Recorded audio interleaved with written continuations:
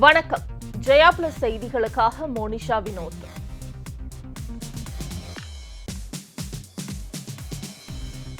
நான் தனியறையில் இருப்பதால் முகக்கவசம் அணியவில்லை. ஆனால் நீங்கள் கட்டாயம் முகக்கவசம் அணிய வேண்டும். விரிவான செய்திகளை பார்ப்பதற்கு முன்பு தலைப்புச் செய்திகளை பார்க்கலாம்.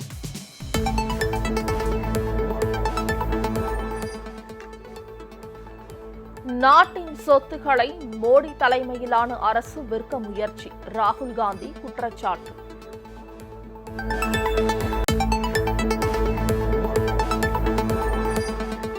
தாம்பரத்தை மாநகராட்சியாக அறிவித்தது தமிழக அரசு. கரூர், கும்பகோணம் உள்ளிட்ட 5 மாநகராட்சிகளை உருவாக்கவும் நடவடிக்கை.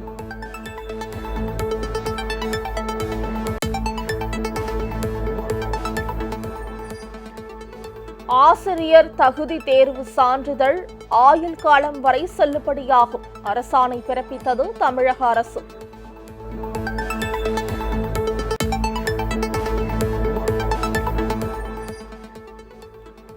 தமிழகத்தில் மேலும் 1585 பேருக்கு கொரோனா தொற்று, சுகாதாரத்துறை தகவல்.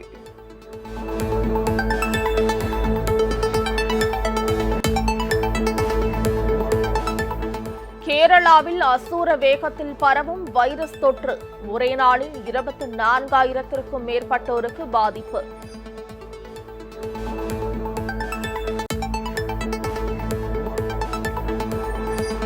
உலகின் 163 நாடுகளை சேர்ந்த மாற்றுத்திறனாளிகளுக்கான 16வது பாரா ஒலிம்பிக் போட்டி ஜப்பான் தலைநகர் டோக்கியோவில் கோலாகல தொடக்கம்.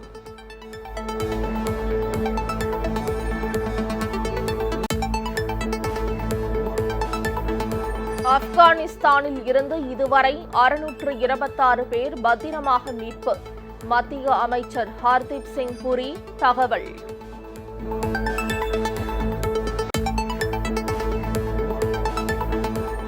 பஞ்சாப் முதலமைச்சர் அமரிந்தர் சிங்கை பதவி விலக கோரி காங்கிரஸ் எம்எல்ஏக்கள் போர்க்கொடி. 4 அமைச்சர்கள் 23 எம்எல்ஏக்கள் சோனியா காந்தியை சந்திக்க திட்டம்.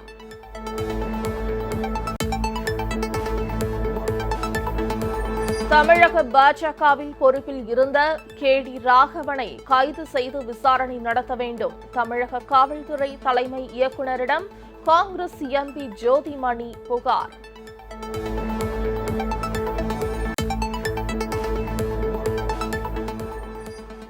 வேளாங்கண்ணி திருவிழாவின் போது பாத யாத்திரையாக வருபவர்களை திருப்பி அனுப்ப நடவடிக்கை.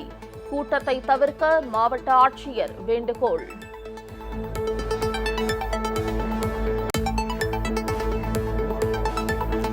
வண்டலூர் உயிரியல் பூங்காவில் இன்று முதல் பார்வையாளர்களுக்கு அனுமதி. பொதுமக்கள் முகக்கவசம் அணிந்து சமூக இடைவெளியை கடைபிடிக்க அறிவுறுத்தல்.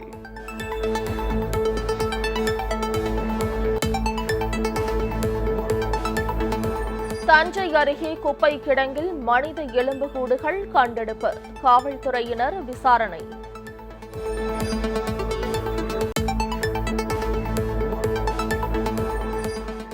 தாலிபான்களுடன் அமெரிக்க உளவுத்துறை தலைவர் ரகசிய சந்திப்பு. வாஷிங்டன் போஸ்ட் பத்திரிகை செய்தி வெளியீடு.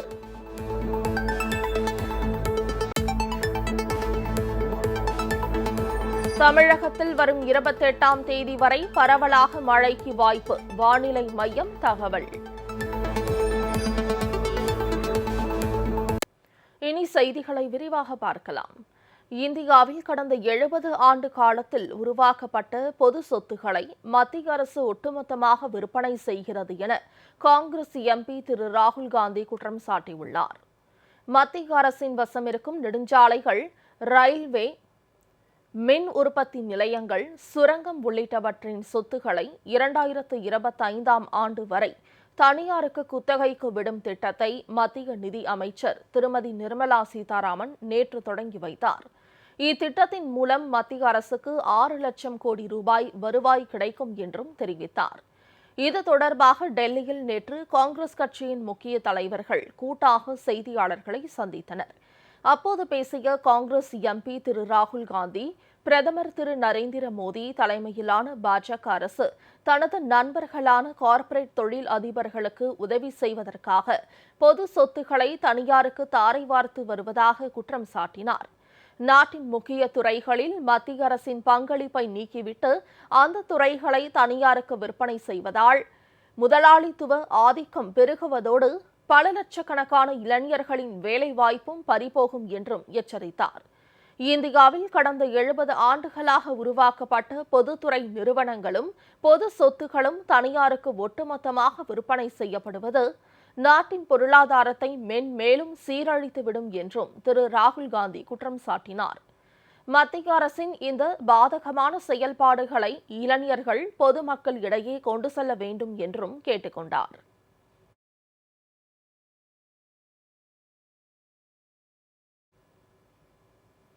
காஞ்சிபுரம், கும்பகோணம் உட்பட 5 நகராட்சிகள் மாநகராட்சிகளாகவும் 28 பேரூராட்சிகள் நகராட்சிகளாகவும் தரம் உயர்த்தப்படும் என தமிழக அரசு அறிவித்துள்ளது. தாம்பரம், பல்லாவரம், செம்பாக்கம், பம்மல், அனகாபுத்தூர் நகராட்சிகளை இணைத்து தாம்பரம் மாநகராட்சி அமைக்கப்படும் எனவும், காஞ்சிபுரம், கும்பகோணம், கரூர், கடலூர், சிவகாசி ஆகிய நகராட்சிகள் மற்றும் உள்ளாட்சி அமைப்புகளை ஒன்றிணைத்து மாநகராட்சியாக தரம் உயர்த்தப்படும் எனவும் தமிழக அரசு அறிவித்துள்ளது. பள்ளப்பட்டி, திட்டக்குடி, மாங்காடு, திருக்கோவிலூர், உளுந்தூர்பேட்டை, அதிராம்பட்டினம், முசிறி, லால்குடி உட்பட 28 பேரூராட்சிகள், அதன் அருகே வளர்ச்சியடைந்துள்ள ஊராட்சிகளை ஒன்றிணைத்து நகராட்சிகளாக மாற்றப்படும் எனவும் அறிவிக்கப்பட்டுள்ளது. மேலும் திருச்சி, நாகர்கோவில், தஞ்சாவூர், ஒசூர் ஆகிய மாநகராட்சிகள் விரிவாக்கம் செய்யப்படும் எனவும் தெரிவிக்கப்பட்டுள்ளது. திருமங்கலம், நாமக்கல், தருமபுரி, திருத்தணி, திருவண்ணாமலை, திண்டிவனம், மயிலாடுதுறை, கரூர், காஞ்சிபுரம், கடலூர், மன்னார்குடி, ராணிப்பேட்டை, சங்கரன்கோவில் ஆகிய நகராட்சிகளிலும் ஈரோடு மாநகராட்சியிலும் புதிய பேருந்து நிலையங்கள் கட்டப்படும் எனவும் தமிழக அரசு அறிவித்துள்ளது.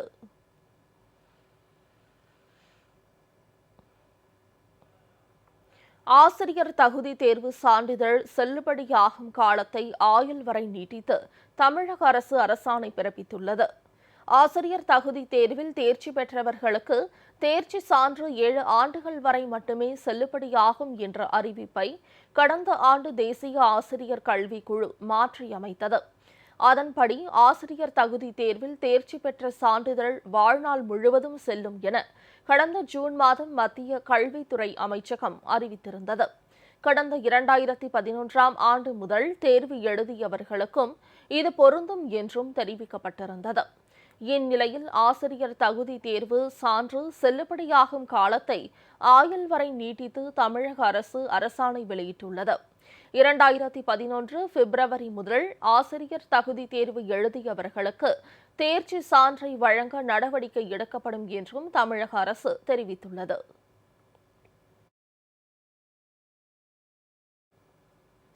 தமிழகத்தில் தினசரி கொரோனா பாதிப்பு 1600க்கும் கீழ் குறைந்தது.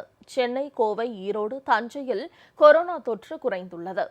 தமிழக சுகாதாரத்துறை வெளியிட்ட அறிக்கையின்படி 1585 பேருக்கு கொரோனா தொற்று உறுதியாகியுள்ளது.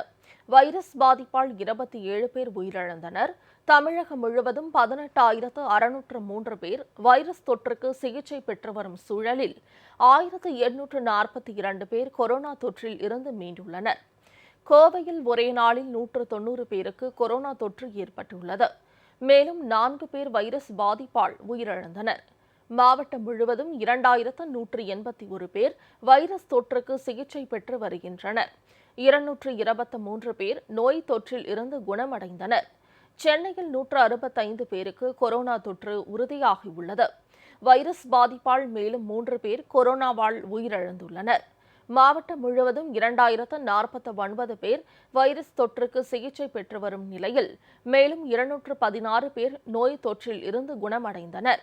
ஈரோட்டில் 138 பேருக்கும், தஞ்சையில் 98 பேருக்கும், செங்கல்பட்டில் 92 பேருக்கும், சேலத்தில் 79 பேருக்கும், கடலூரில் 69 பேருக்கும், திருப்பூரில் 65 பேருக்கும், திருவள்ளூரில் 60 பேருக்கும் தொற்று உறுதி செய்யப்பட்டுள்ளது.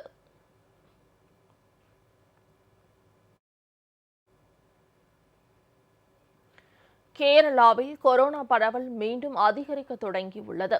ஒரே நாளில் 24,296 பேருக்கு கொரோனா தொற்று உறுதி செய்யப்பட்டுள்ளது. மேலும் 173 பேர் கொரோனா பாதிப்பால் உயிரிழந்தனர்.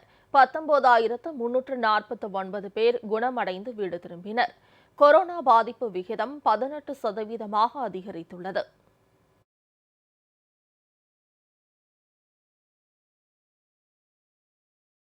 பஞ்சாப் முதலமைச்சர் திரு அமரீந்தர் சிங்கை பதவியில் இருந்து நீக்க கோரி காங்கிரஸ் எம்எல்ஏக்கள் போர்க்கொடி தூக்கியுள்ளனர். பஞ்சாப் சட்டப்பேரவைக்கு அடுத்த ஆண்டு மார்ச் மாதம் தேர்தல் நடைபெறவுள்ளது. இதனிடையே கடந்த தேர்தலின் போது அளிக்கப்பட்ட பல வாக்குறுதிகள் நிறைவேற்றப்படவில்லை என காங்கிரஸ் கட்சியினருக்குள் அதிருப்தி எழுந்துள்ளது. 4 அமைச்சர்கள் மற்றும் 23 எம்எல்ஏக்கள் போர்க்கொடி தூக்கியுள்ளனர். இவ்விவகாரம் தொடர்பாக கட்சித் தலைவர் திருமதி சோனியா காந்தியை நேரில் சந்திக்க உள்ளதாக அமைச்சர்கள் திரு சஜ்ரன்ஜித் சிங் சன்னி, திரு சுக்ஜிந்தர் சிங், திரு திரிபித் ராஜ் சிங் பச்வா, திரு சுக்பீந்தர் சிங் சர்காரியா ஆகியோர் தெரிவித்துள்ளனர்.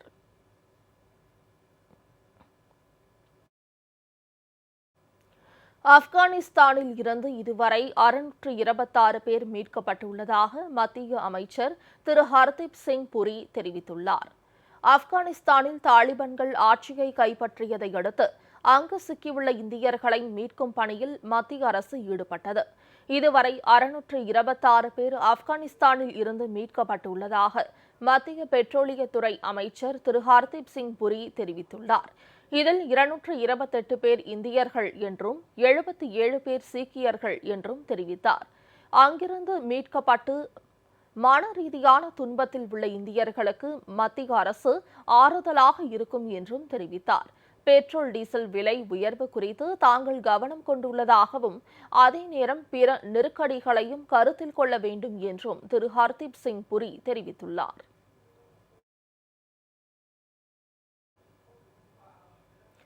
தமிழக பாஜகவில் பொறுப்பில் இருந்த டி ராகவனை கைது செய்து முறையான விசாரணை நடத்த கோரி கரூர் நாடாளுமன்ற உறுப்பினர் செல்வி ஜோதிமணி தமிழக காவல்துறை இயக்குநர் திரு சைலேந்திர பாபுவை சந்தித்து புகார் மனு அளித்தார்.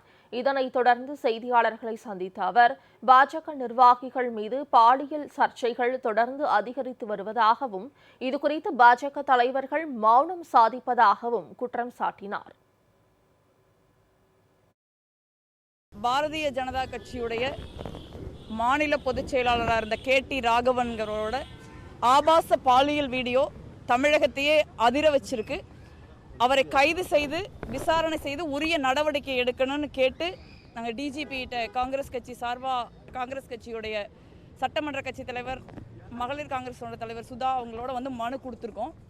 இது முதல் முறை கிடையாது. பாரதிய ஜனதா கட்சியின் தலைவர்கள் இந்திய அளவிலும் தமிழக அளவிலும் தொடர்ந்து பெண்களுக்கு எதிரான கொடும் பாலியல் குற்றச்சாட்டுக்கு உள்ளாகி வர்றாங்க. இது ஏன் நடக்குதுன்னா அதிமுகவுடைய பெண்களுக்கு எதிரான பாலியல் குற்றங்களை பாஜகவும் பாஜக தலைவர்களின் பெண்களுக்கு எதிரான குற்றங்களை அதிமுகவும் மூடி மறைக்கிறாங்க. இதனால தமிழகத்து பெண்களின் பாதுகாப்பிற்கும் கண்ணியத்திற்கும் பாதிப்பு ஏற்படுது. பாரதிய ஜனதா கட்சி அதிமுகவை சேர்ந்த தலைவர்கள் யாரெல்லாம் பாலியல் வன்புணர்வில் ஈடுபட்டாங்களோ டி ராகவன் உட்பட அவர்கள் மீது நடவடிக்கை எடுக்கணும்னு கேட்டு நாங்கள் டிஜிபிக்கு மனு கொடுத்துருக்கோம். நிச்சயமா இந்த அரசாங்கம் நடவடிக்கை எடுப்பாங்க நாங்கள் நம்புறோம். கொரோனா பரவலை தடுக்கும் விதமாக வேளாங்கண்ணி திருவிழாவிற்கு பக்தர்கள் நேரில் வர வேண்டாம் என்று நாகை மாவட்ட ஆட்சியர் அருண் தம்புராஜ் கேட்டுக் கொண்டுள்ளார். நாகை மாவட்டம் வேளாங்கண்ணியில் புனித ஆரோக்கிய மாதா பேராலயம் அமைந்துள்ளது. மத நல்லிணக்கத்துக்கு அடையாளமாகவும் சர்வ மதத்தினரும் வழிபட்டு செல்லும் ஆன்மீக சுற்றுலா தலமாகவும் இந்த பேராலயம் திகழ்கிறது. பல்வேறு சிறப்புகள் பெற்ற இந்த பேராலயத்தில் ஆண்டு விழா ஆகஸ்ட் மாதம் 29ஆம் தேதி கொடியேற்றத்துடன் தொடங்கி செப்டம்பர் மாதம் 8ஆம் தேதி வரை 10 நாட்கள் நடைபெறுவது வழக்கம். இதில் லட்சக்கணக்கான பக்தர்கள் கலந்து கொள்வார்கள். இந்த நிலையில் கொரோனா அச்சம் காரணமாக வருகின்ற 29ஆம் தேதி தொடங்க உள்ள பேராலய ஆண்டு பெருவிழாவில் பக்தர்கள் கலந்து கொள்ள வேண்டாம் என்று மாவட்ட ஆட்சியர் அருண் தம்புராஜ் வேண்டுகோள் விடுத்துள்ளார். கொரோனா பெருந்தொற்று காரணமாக தொலைக்காட்சி மற்றும் சமூக வலைதளங்களில் பக்தர்கள் திருவிழாவை கண்டுகளிக்க நாகை மாவட்ட ஆட்சியர் அருண் தம்புராஜ் கேட்டுக் கொண்டுள்ளார்.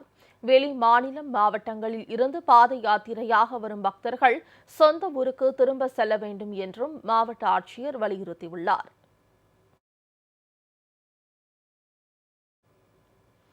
புதுச்சேரியில் தாக்கல் செய்யப்படவுள்ள பட்ஜெட் தொகையில் 200 கோடி ரூபாயை குறைத்து மத்திய அரசு ஒப்புதல் அளித்துள்ளதால் ரங்கசாமி ஆட்சியையும் மத்திய அரசு புறக்கணிப்பது தெளிவாக தெரிகிறது என முன்னாள் முதலமைச்சர் நாராயணசாமி குற்றம் சாட்டியுள்ளார்.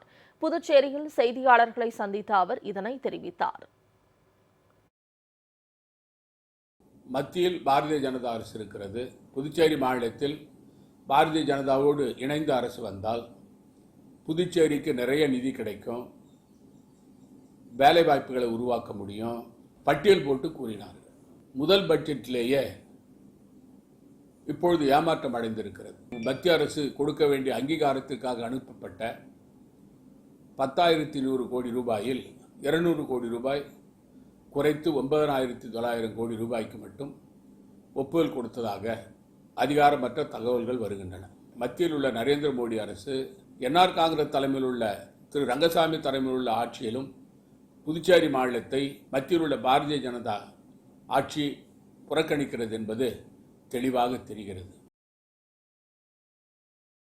சென்னை அடுத்த வண்டலூர் உயிரியல் பூங்காவில் இன்று முதல் பார்வையாளர்களுக்கு அனுமதி வழங்கப்படும் என அறிவிக்கப்பட்டுள்ளது. தமிழகத்தில் தற்போது கொரோனா பரவல் குறைந்து வரும் நிலையில் படிப்படியாக தளர்வுகள் வழங்கப்பட்டு வருகின்றன. அதன்படி கடற்கரை சுற்றுலா தலங்களுக்கும் அனுமதி வழங்கப்பட்டுள்ளது. இந்நிலையில் செங்கல்பட்டு மாவட்டத்தில் உள்ள பிரபல சுற்றுலா தலமான வண்டலூர் உயிரியல் பூங்காவில் இன்று முதல் பார்வையாளர்களுக்கு அனுமதி வழங்கப்படும் என அறிவிக்கப்பட்டுள்ளது. அதன்படி வண்டலூர் பூங்காவிற்கு வரும் பொதுமக்கள் முகக்கவசம் அணிவதோடு சமூக இடைவெளியை கடைபிடிக்க வேண்டும் என அறிவுறுத்தப்பட்டுள்ளது. பல மாதங்களாக மூடப்பட்டிருந்த நிலையில் மீண்டும் வண்டலூர் பூங்கா திறக்கப்படுவதால் அதற்கான முன்னேற்பாடுகளை பூங்கா ஊழியர்கள் செய்து வருகின்றனர்.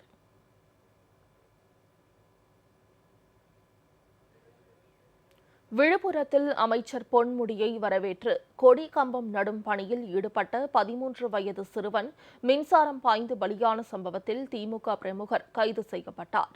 விழுப்புரத்தில் உள்ள மாம்பழம்பட்டு ரோட்டில் கடந்த 20ஆம் தேதி நடைபெற்ற திமுக நிகழ்ச்சியில் பங்கேற்க வந்த அமைச்சர் பொன்முடியை வரவேற்று சாலையோரம் கொடி கம்பங்களை நடும் பணியில் தொழிலாளர்கள் சிலர் ஈடுபட்டிருந்தனர். அவர்களில் விழுப்புரம் ரெசார்ட் லே அவுட் பகுதியைச் சேர்ந்த 13 வயதான தினேஷ் என்ற சிறுவனும் கொடி கம்பம் நடும் பணியில் ஈடுபட்டிருந்தார். அப்போது எதிர்பாராத விதமாக கொடி கம்பம் மின்சார கம்பி மீது உரசியதில் சிறுவன் தினேஷ் மீது மின்சாரம் பாய்ந்து படுகாயமடைந்தார். விழுப்புரம் அரசு மருத்துவமனையில் அனுமதிக்கப்பட்ட சிறுவன் தினேஷ் சிகிச்சை பலனின்றி பரிதாபமாக உயிரிழந்தார். இதுகுறித்து போலீசார் வழக்கு பதிவு செய்து விசாரணை நடத்தி வரும் நிலையில் திமுக பிரமுகரும் கொடி கம்ப ஒப்பந்ததாரருமான வெங்கடேசன் என்பவர் கைது செய்யப்பட்டார்.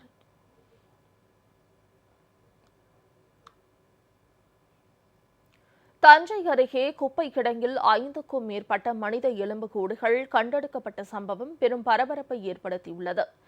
தஞ்சாவூர் திருக்காட்டுப்பள்ளி பேரூராட்சிக்கு உட்பட்ட ஒன்பத்துவேலி பகுதியில் உள்ள குடமுருட்டி ஆற்றங்கரையில் குப்பை கிடங்கு அமைந்துள்ளது. இந்நிலையில் அங்கு 5க்கும் மேற்பட்ட மனித தலைகள் மற்றும் உடல் உறுப்புகள் கண்டெடுக்கப்பட்டன. இதனை கண்ட அப்பகுதி மக்கள் போலீசாருக்கு தகவல் கொடுத்தனர். அதன் பேரில் சம்பவ இடத்துக்கு சென்ற போலீசார் மனித உடல் உறுப்புகளை கைப்பற்றி விசாரித்தனர். அதில் திருக்காட்டுப்பள்ளி அரசு மருத்துவமனையில் பிரேத பரிசோதனைக்கு பின்னர் முறையாக அப்புறப்படுத்தப்படாமல் அவை வீசப்பட்டது அம்பலமானது.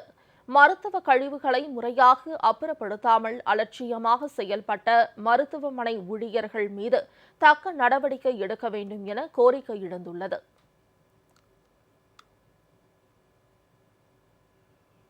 கன்னியாகுமரி மாவட்டத்தில் சின்னமுட்டம் மீன்பிடி துறைமுகத்தில் நடைபெற்று வரும் சீரமைப்பு பணிகளை போன்று தேங்காய்பட்டணம் துறைமுகத்தையும் சீரமைக்க வேண்டும் என கோரிக்கை எழுந்துள்ளது. கன்னியாகுமரி மாவட்டத்தில் உள்ள சின்னமுட்டம் மீன்பிடி துறைமுகத்தில் 3 கோடி ரூபாய் செலவில் மணல் மேடுகளை அகற்றும் பணிகள் தீவிரமாக நடைபெற்று வருகின்றன. அதன்படி துறைமுகத்தின் முகத்துவாரத்தில் தூர்வாரும் எந்திரம் மூலம் மணல் மேடுகள் அகற்றப்பட்டு வருகின்றன.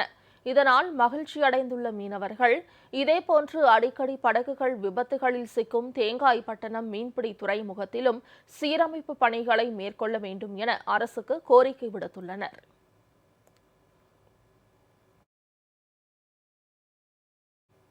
தென்காசி அருகே மேற்கு தொடர்ச்சி மலைப்பகுதியில் காட்டு யானை நடமாட்டம் அதிகரித்துள்ளதால் பொதுமக்கள் எச்சரிக்கையுடன் இருக்குமாறு வனத்துறை அறிவுறுத்தியுள்ளது.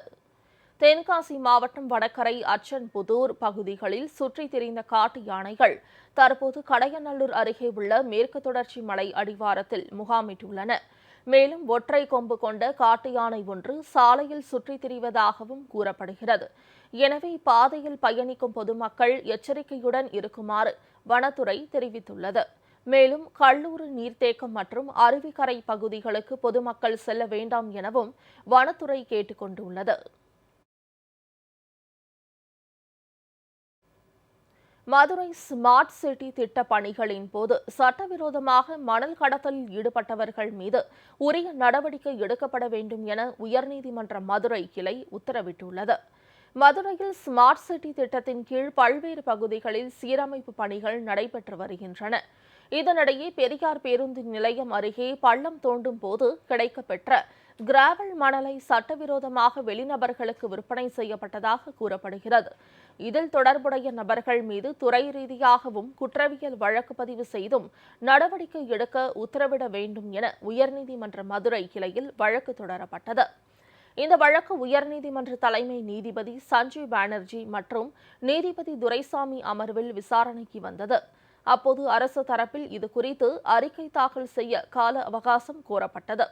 இதனை ஏற்றுக்கொண்ட நீதிபதிகள் சட்டவிரோதமாக மணல் திருடப்பட்டு விற்பனை செய்யப்பட்டிருந்தால் இதில் ஈடுபட்டவர்கள் மீது உரிய நடவடிக்கை எடுக்கப்பட வேண்டும் என உத்தரவிட்டு வழக்கு 2 வாரங்களுக்கு ஒத்திவைத்தனர்.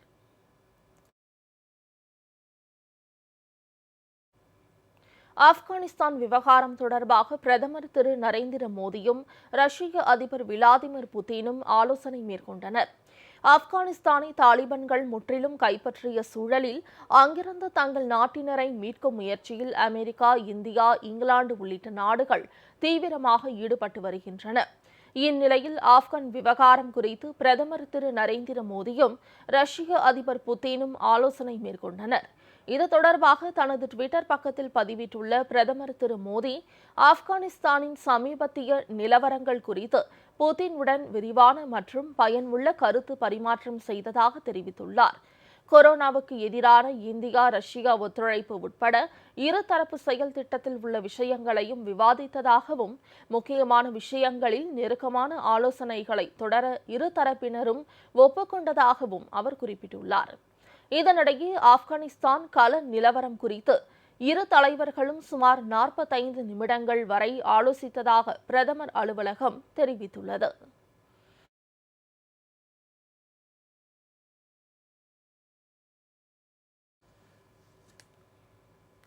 அடுத்ததாக கேள்விகள் 1000 நிகழ்ச்சியை பார்க்கலாம். ஒரு சிறிய இடைவேளைக்கு பிறகு